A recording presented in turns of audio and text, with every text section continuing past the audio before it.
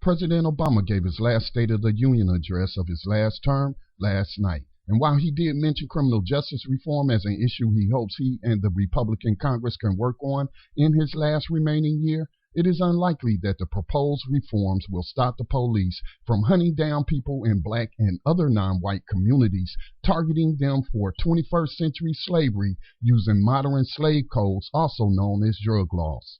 When speaking of the heroin epidemic that has hit white America, the president talked about providing those people humanitarian help and not incarceration. Before passing in 2015, Dr. Frances Cress Welsing said it is time President Obama did something to address the system of racism in his last year in office. She did not say exactly what he should do, but here are a few suggestions.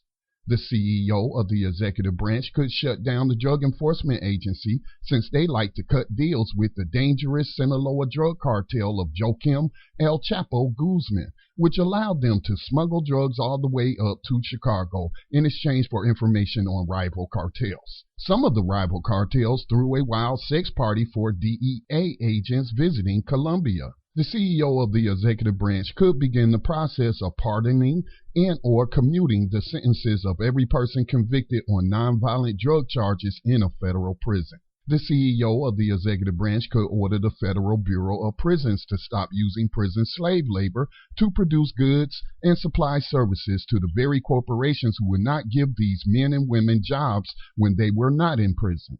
If he will not end the practice of prison slavery, he could order that the men and women be paid a wage comparable to what they would have been paid if they landed the jobs before going to a federal prison.